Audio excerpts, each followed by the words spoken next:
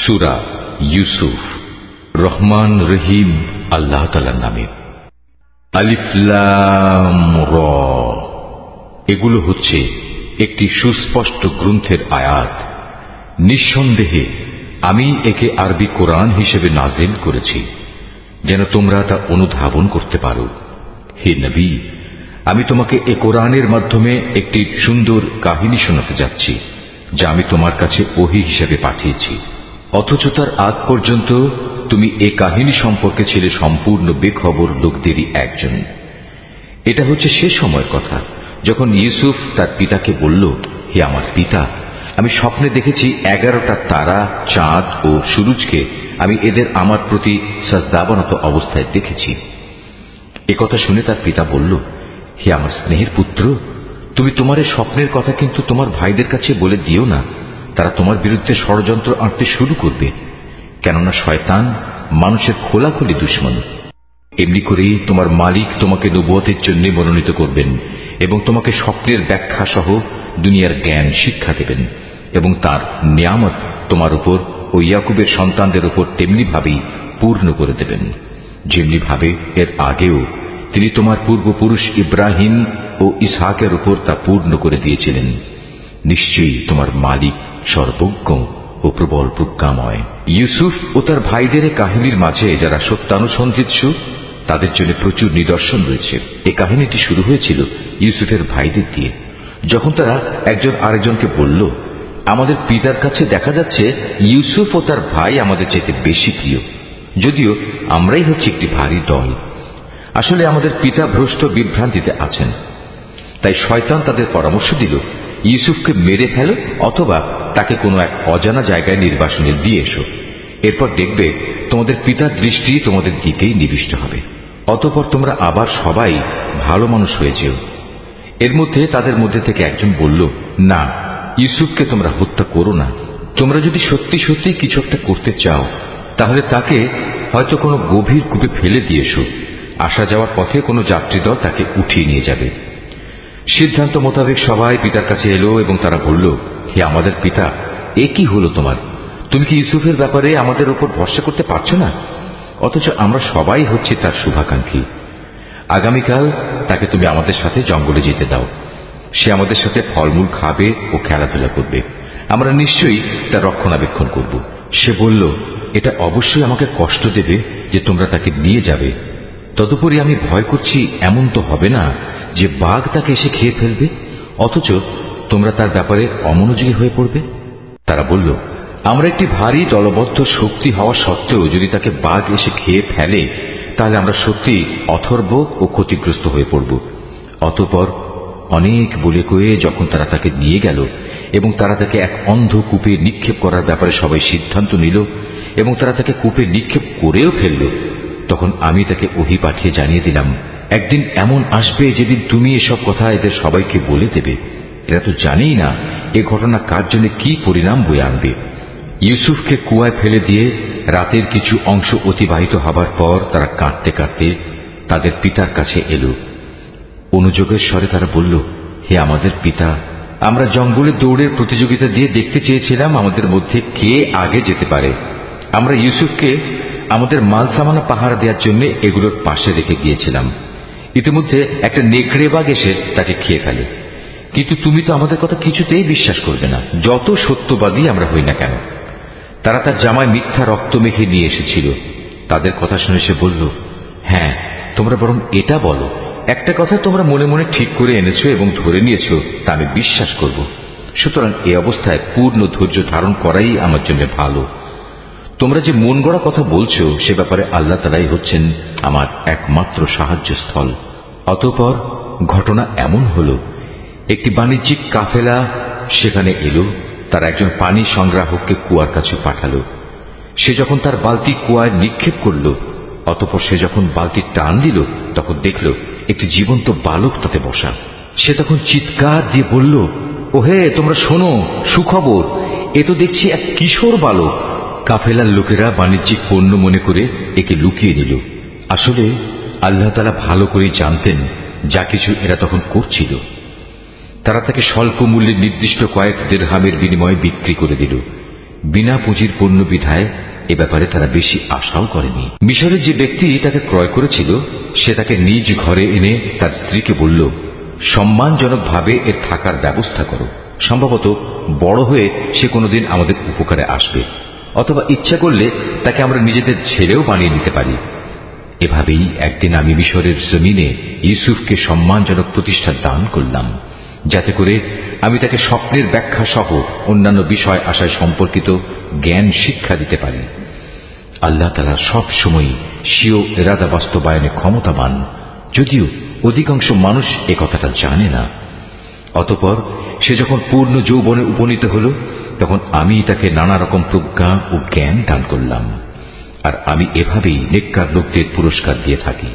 একদিন এমন হল, সে যে মহিলার ঘরে থাকত সে তাকে তার প্রতি অসৎ উদ্দেশ্যে আকৃষ্ট করতে চাইল, এবং এ উদ্দেশ্যে সে তার ঘরের দরজাসমূহ বন্ধ করে দিয়ে তাকে বলল, এসো আমার কাছে।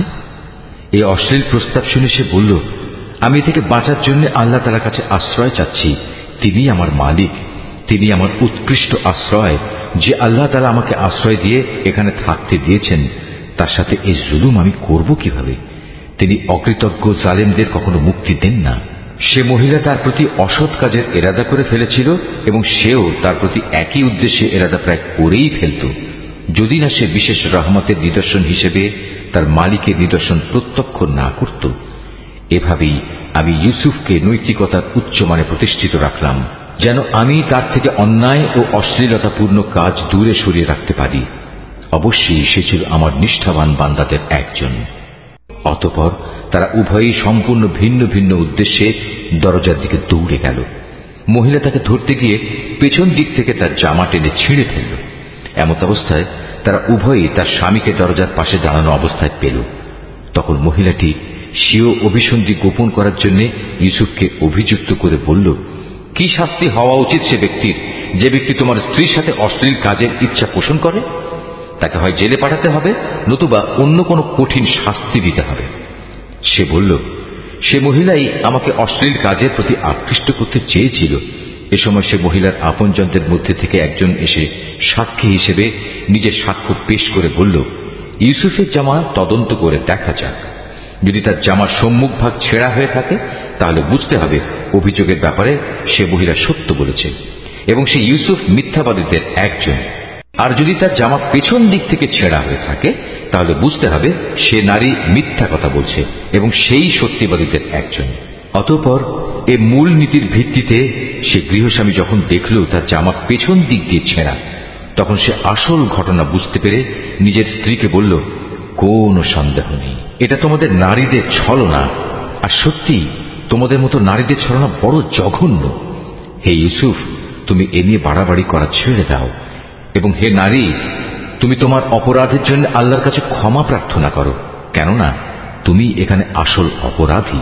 বিষয়টা জানাজানি হয়ে গেলে শহরের নারীরা নিজেদের মধ্যে বলতে লাগলো, আজিজের স্ত্রী তার যুবক গোলামের প্রতি আসক্ত হয়ে পড়েছে, তাকে তার গোলামের প্রেম উন্মত্ত করে দিয়েছে।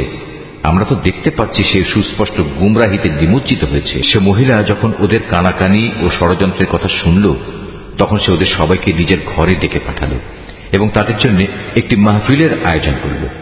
রীতি অনুযায়ী প্রত্যেককে খাবার গ্রহণের জন্য এক একটি ছুরি দিল।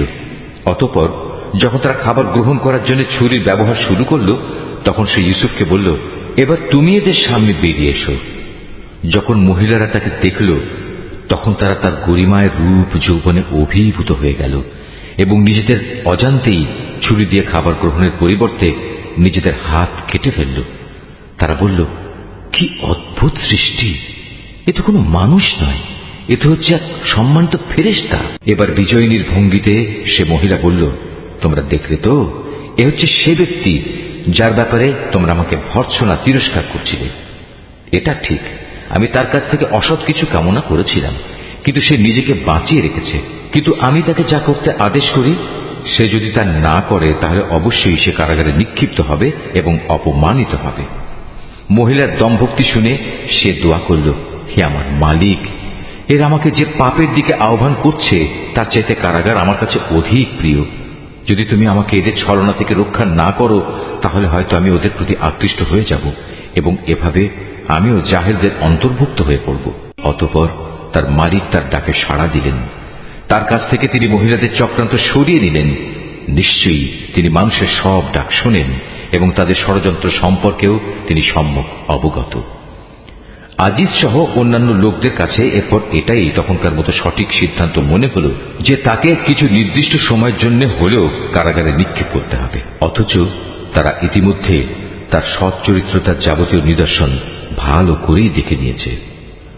ঘটনাক্রমে সে সময় তার সাথে আরো দুজন যুবকও একই কারাগারে প্রবেশ করল।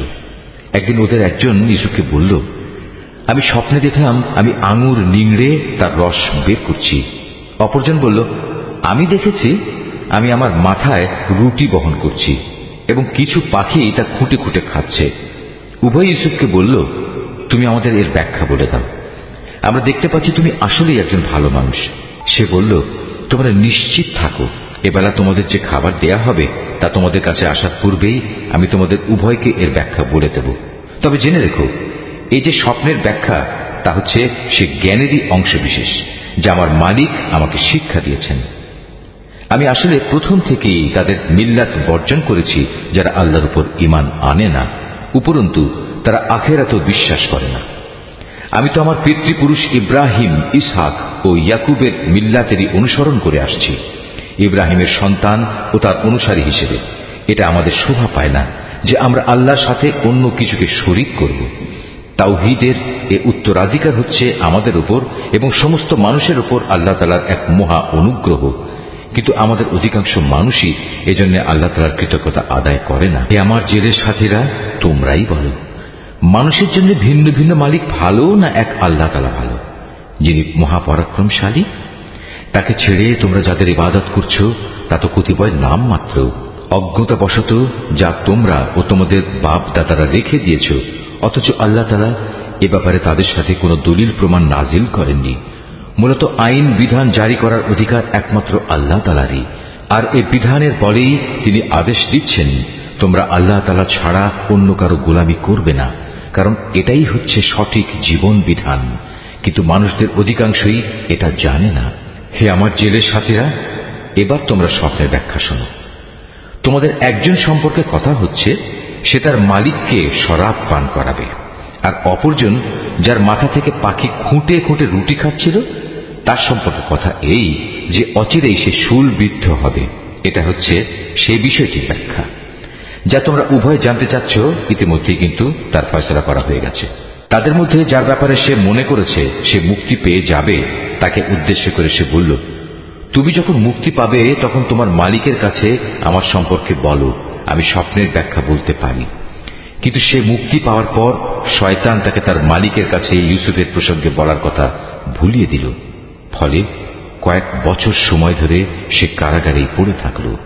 ঘটনা এমন হল, একদিন বাদশা তার পারিষদদের বলল, আমি স্বপ্নে দেখলাম 7টি মোটা গাভী 7টি পাতলা গাভীকে খেয়ে ফেলছে।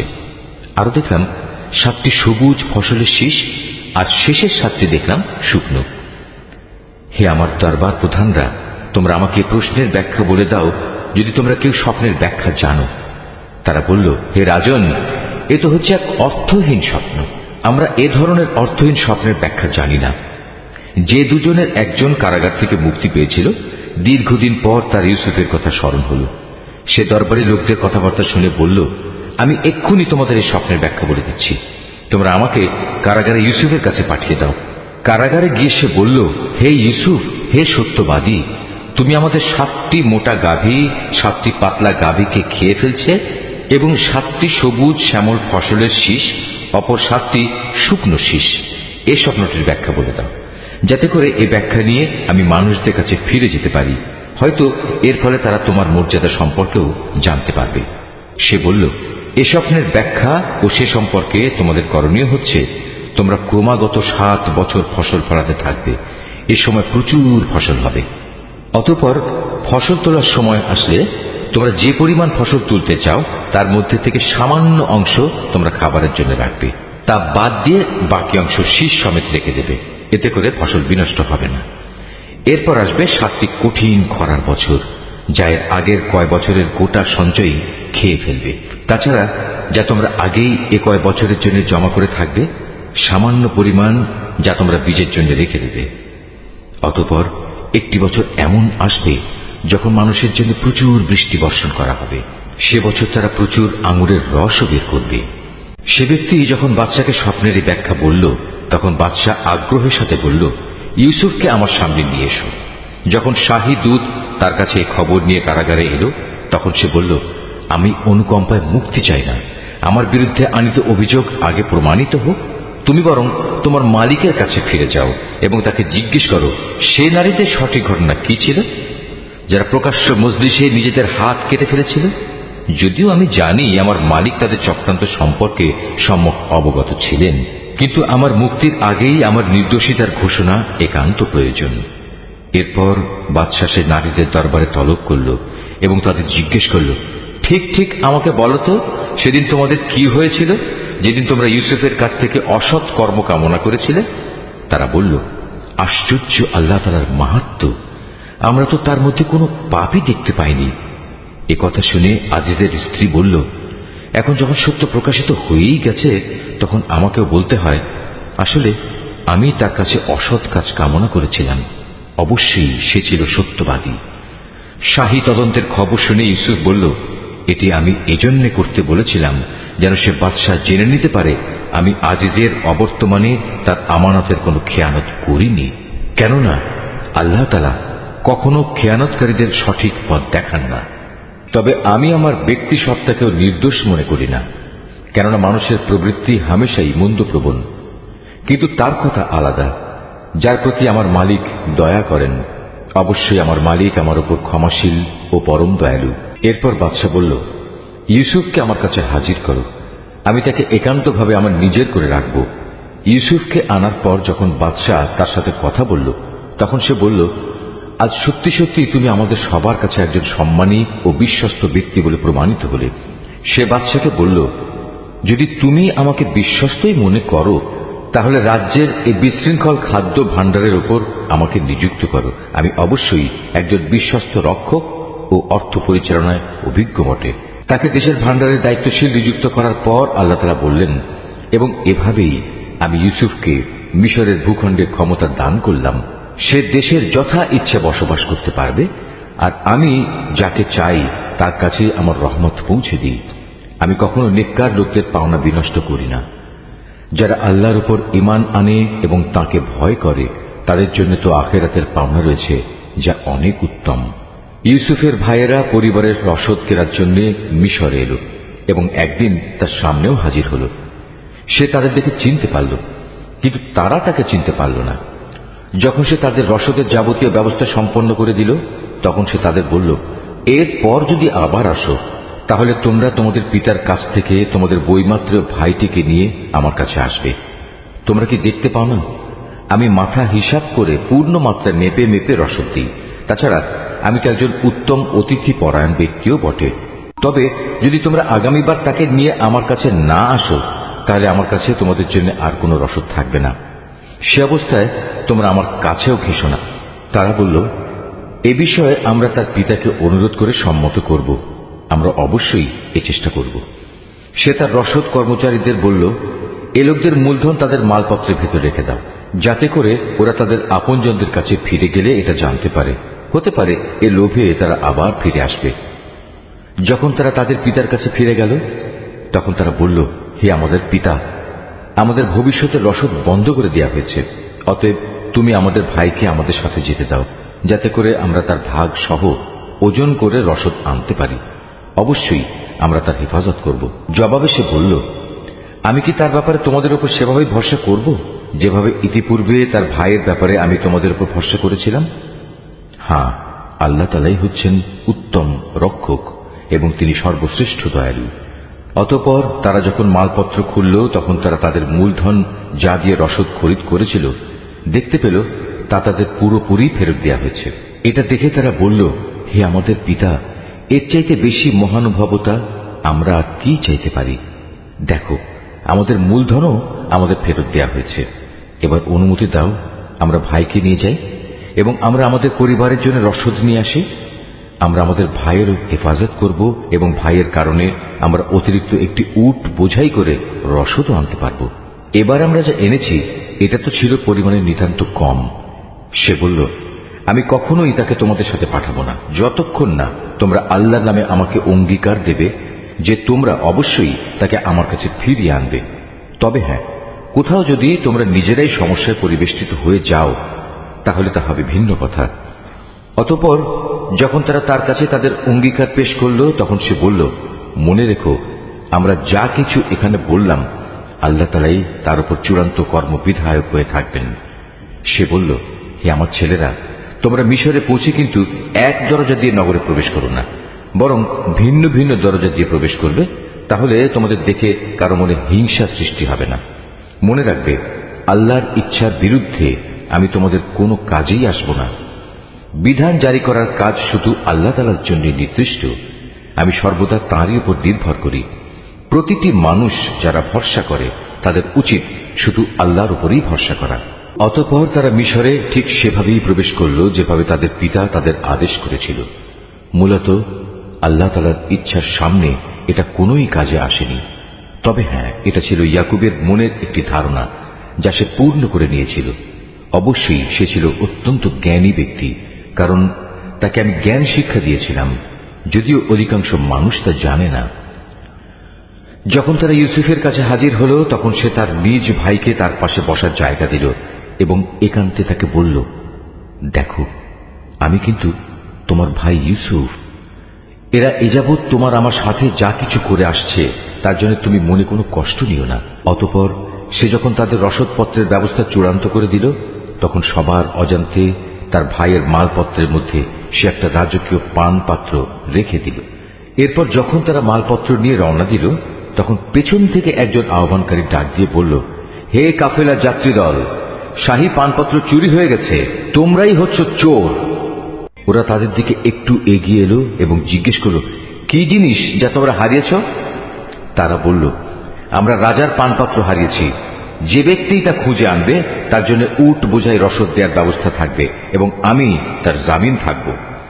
এ কথা শুনে তারা বলল, আল্লাহর শপথ, তোমরা ভালো করেই একথা জানো আমরা তোমাদের দেশে কোন রকম বিপর্যয় সৃষ্টি করতে আসিনি, উপরন্তু আমরা চোরও নই। লোকেরা বলল, যদি তল্লাশি নেওয়ার পর তোমরা মিথ্যাবাদী প্রমাণিত হও তাহলে যে চুরি করেছে তার শাস্তি কি হবে? তারা বলল, যার মাল সামানের ভেতর সে পানপাত্রটি পাওয়া যাবে সে নিজেই হবে নিজের শাস্তি। আমরা তো আমাদের শরীয়তে জালেমদের এভাবেই শাস্তি দিয়ে থাকি। তারপর সে তার নিজ ভাইয়ের মালপত্রের তল্লাশির আগে ওদের মালপত্র দিয়ে তল্লাশি করতে শুরু করল। অতঃপর তার ভাইয়ের মালপত্রের ভেতর থেকে সে চুরি হয়ে যাওয়া রাজকীয় পানপাত্রটি বের করে আনল। এভাবেই ইউসুফের জন্য আমি তার ভাইকে কাছে রাখার একটা কৌশল শিক্ষা দিয়েছিলাম।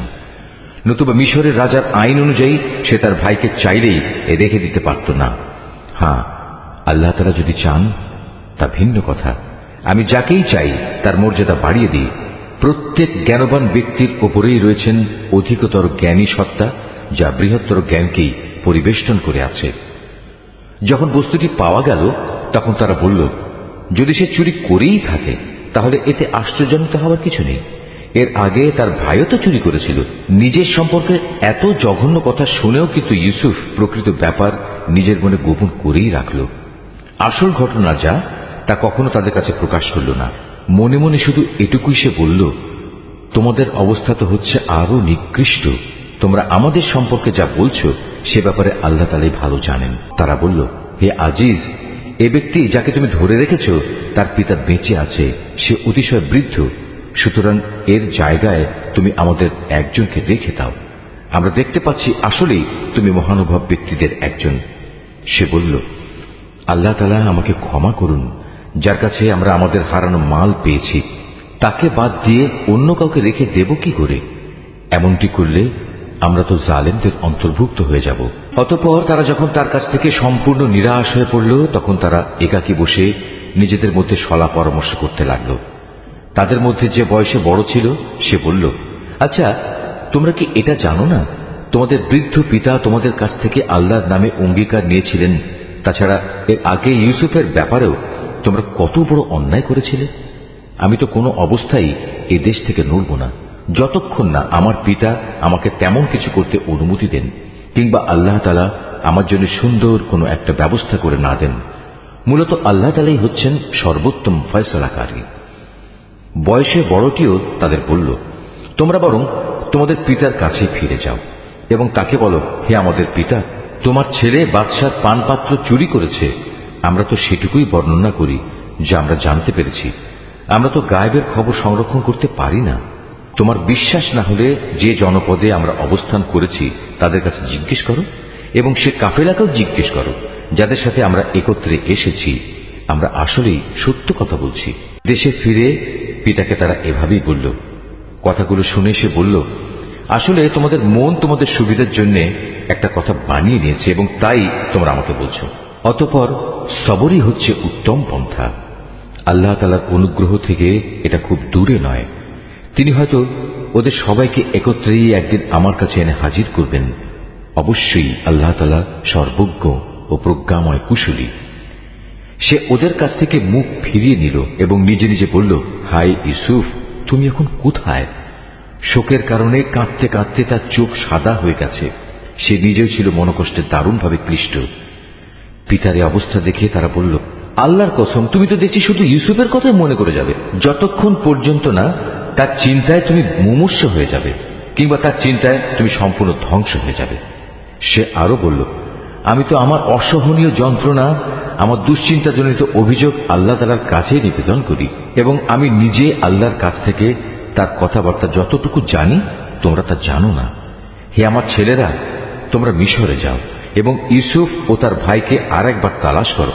তালাশ করার সময় তোমরা আল্লাহ তাআলার রহমত থেকে মোটেই নিরাশ হইও না।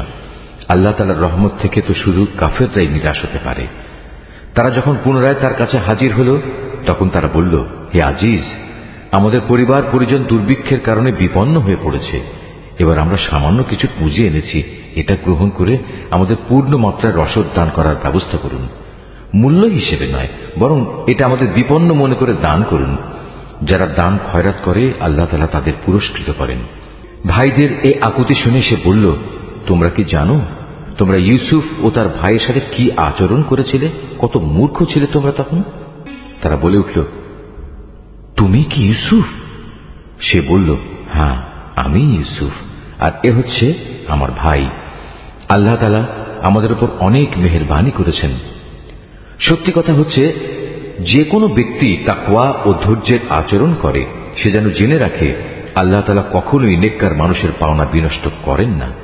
ওরা বলল, আল্লাহর কসম, আজ আল্লাহ তাআলা নিশ্চয়ই তোমাকে আমাদের উপর প্রাধান্য দিয়েছেন। আমরা আসলেই অপরাধী। ভাইদের কথা শুনে সে বলল, আজ তোমাদের বিরুদ্ধে আমার কোনো অভিযোগ নেই। আল্লাহ তাআলা তোমাদের ক্ষমা করে দিন, কেননা তিনি সব দয়ালুদের মধ্যে শ্রেষ্ঠ দয়ালু। এখন তোমরা বরং আমার গায়ের এই জামাটি নিয়ে যাও এবং একে আমার পিতার মুখমণ্ডলের উপর রেখো। দেখবে তিনি তার দৃষ্টিশক্তি ফিরে পাবেন। অতঃপর তোমরা তোমাদের সমস্ত পরিবার পরিজনদের দিয়ে আমার কাছে চলে এসো। এদিকে এই কাফেলা যখন মিশর থেকে বেরিয়ে পড়ল তখন তাদের পিতা আপনজনদের উদ্দেশ্য করে বলতে লাগলো, তোমরা যদি সত্যিই আমাকে অপ্রকৃতিস্থ মনে না করো তাহলে আমি তোমাদের বলবো, আমি যেন চারিদিকে ইউসুফের গন্ধ পাচ্ছি। ওখানে যারা হাজির ছিল তারা বলল, আল্লাহর কসম, তুমি তো এখনো তোমার সে পুরনো বিভ্রান্তিতে পড়ে রয়েছ। অতঃপর সত্যিই যখন ইউসুফের জীবিত থাকার খবর নিয়ে সুসংবাদ বাহক তার কাছে উপস্থিত হল এবং ইউসুফের কথা অনুযায়ী তার জামাটি তার মুখমণ্ডলে রাখল, তখন সাথে সাথেই সে দেখার শক্তি ফিরে পেল। উৎফুল্ল হয়ে এবার সে বলল, আমি কি তোমাদের কথা বলিনি? আমি আল্লাহর কাছ থেকে এমন কিছু জানি যা তোমরা জানো না। তারা বলল, হে আমাদের পিতা, আমরা অপরাধ করেছি। তুমি আল্লাহর কাছে আমাদের গুনাহ ক্ষমা প্রার্থনা করো। সত্যি আমরা বড় গুনাহগার। সে বলল, অচিরেই আমি তোমাদের গুনাহ মার্জনার জন্য আমার মালিকের কাছে দোয়া করব। অবশ্যই তিনি ক্ষমাশীল ও পরম দয়ালু। অতঃপর যখন তারা সবাই ইউসুফের কাছে মিশরে চলে এলো তখন সে তার পিতামাতাকে সম্মানের সাথে নিজের পাশে স্থান দিল এবং তাদের স্বাগত জানিয়ে সে বলল, তোমরা সবাই এবার আল্লাহর ইচ্ছায় নিরাপদে মিশরে প্রবেশ করো। সেখানে যাওয়ার পর সে তার পিতামাতাকে সম্মানের উচ্চ আসনে বসালো এবং ওরা সবাই দরবারের নিয়ম অনুযায়ী তার প্রতি সম্মানের সাজদা করল। এ সময় ইউসুফের তার অতীত স্বপ্নের কথা মনে হয়ে গেল। সে বলল, হে আমার পিতা, এ হচ্ছে আমার ইতিপূর্বেকার সে স্বপ্নের ব্যাখ্যা। আজ আমার মালিক যা সত্যে পরিণত করেছেন। তিনি আমাকে জেল থেকে বের করে আমার উপর অনুগ্রহ করেছেন। তিনি তোমাদের মরুভূমির আরেক প্রান্ত থেকে রাজ দরবারে এনে তোমাদের উপর মেহেরবানি করেছেন। এমনকি শয়তান আমার এবং আমার ভাইদের মধ্যেকার সম্পর্ক খারাপ করার গভীর চক্রান্ত করার পরেও তিনি দয়া করেছেন। অবশ্যই আমার মালিক যা ইচ্ছা করেন তা অত্যন্ত নিপুণতার সাথে আঞ্জাম দেন। নিশ্চয়ই তিনি সর্বজ্ঞ ও প্রবল প্রজ্ঞাময়। হে আমার মালিক, তুমি আমাকে যেমনি রাষ্ট্র ক্ষমতা দান করেছ, তেমনি স্বপ্নের ব্যাখ্যা সহ দুনিয়ার আরো বহু বিষয় আশয় শিক্ষা দিয়েছ। হে আসমান সমূহ ও জমিনের স্রষ্টা, তুমি আমার একমাত্র অভিভাবক, দুনিয়াতেও এবং আখিরাতেও। একজন অনুগত বান্দা হিসেবে তুমি আমার মৃত্যু দিও এবং পরকালে আমাকে নেককার মানুষদের দলে শামিল করো। হে নবী, এই যে ইউসুফের কাহিনী যা আমি তোমাকে শোনালাম, তা হচ্ছে তোমার অদেখা ঘটনাসমূহের একটি। এটা আমি তোমাকে ওহির মাধ্যমেই জানিয়েছি। নতুবা তারা যখন ইউসুফের বিরুদ্ধে তাদের পরিকল্পনা চূড়ান্ত করছিল এবং তারা যখন তার বিরুদ্ধে যাবতীয় ষড়যন্ত্র চালিয়ে যাচ্ছিল, তখন তুমি তো সেখানে হাজির ছিলে না। এ সত্ত্বেও অধিকাংশ মানুষের অবস্থা হচ্ছে, যত দলিল প্রমাণই দেয়া হোক না কেন, তারা কখনো ঈমান আনার মতো নয়। অথচ তুমি তো তাদের কাছ থেকে এই দাওয়াত ও তাবলীগের জন্য কোনো পারিশ্রমিক দাবি করছো না। তাছাড়া এ কোরআন দুনিয়া জাহানের অধিবাসীদের জন্য একটি নসিহত বই তো নয়। এ আকাশমণ্ডলী ও জমিনে আল্লাহর কুদরতের কত বিপুল পরিমাণ নিদর্শন রয়েছে, যার উপর দিয়ে মানুষ প্রতিনিয়ত অতিবাহন করে, কিন্তু তারা তার প্রতি ক্ষমাহীন উদাসীন থাকে। তাদের অধিকাংশ মানুষই আল্লাহ তাআলার উপর ঈমান আনে না। তারা আল্লাহ তাআলার সাথে শিরক করতেই থাকে। তবে তারা কি এ বিষয়ে নির্ভর হয়ে গেছে যে হঠাৎ করে একদিন তাদের উপর আল্লাহ তাআলার সর্বগ্রাসী আযাবের শাস্তি কিংবা আকস্মিক কিয়ামত আপতিত হবে? অথচ তারা তা জানতেও পারবে না। হে নবী, এদের তুমি বলে দাও, এ হচ্ছে আমার পথ। আমি মানুষদের আল্লাহর দিকে আহ্বান করি। আমি ও আমার অনুসারীরা পূর্ণাঙ্গ সচেতনতার সাথেই এই পথে আহ্বান জানাই। আল্লাহ তাআলা মহান, পবিত্র, এবং আমি কখনো মুশরিকদের অন্তর্ভুক্ত নই। তোমার আগে বিভিন্ন জনপদে যত নবী আমি পাঠিয়েছিলাম, তারা সবাই তোমার মতো মানুষই ছিল। আমি তাদের উপর ওহী নাজিল করতাম। এরা কি আমার জমিন পরিভ্রমণ করেনি? করলে অবশ্যই তারা দেখতে পেত এদের পূর্বেকার লোকদের কি ভয়াবহ পরিণাম হয়েছিল। সত্য কথা হচ্ছে, আখিরাতের ঠিকানা তাদের জন্যই কল্যাণময়, যারা নবীদের পথে চলে তাকওয়া অবলম্বন করেছে। পূর্ববর্তী মানুষদের পরিণাম দেখেও কি তোমরা কিছু অনুধাবন করবে না? আগেও মানুষ নবীদের মিথ্যা সাব্যস্ত করত। এমনকি নবীরা কখনো কখনো নিরাশ হয়ে যেত। তারা মনে করত তারা বুঝি সাহায্যের প্রতিশ্রুতিতে মিথ্যাবাদী সাব্যস্ত হয়ে যাবে। তখন হঠাৎ করেই তাদের কাছে আমার সাহায্য এসে হাজির হল। তখন আমি যাকে চাইলাম তাকে শুধু আযাব থেকে নাজাত দিলাম, আর নাফরমান জাতির উপর থেকে আমার আযাব কেউই রোধ করতে পারে না। অবশ্যই অতীতের জাতিসমূহের কাহিনীতে জ্ঞানবান মানুষদের জন্য অনেক শিক্ষা রয়েছে। কোরআনের এসব কথা কোনো মন গড়া গল্প নয়, বরং এ হচ্ছে তারই স্পষ্ট সমর্থন যে আসমানি কিতাব তাদের কাছে আগে থেকেই মজুদ রয়েছে, বরং তাতে রয়েছে প্রতিটি বিষয়ের বিস্তারিত ও সঠিক ব্যাখ্যা। সর্বোপরি এতে রয়েছে ঈমানদার মানুষদের জন্য হেদায়েত ও রহমত।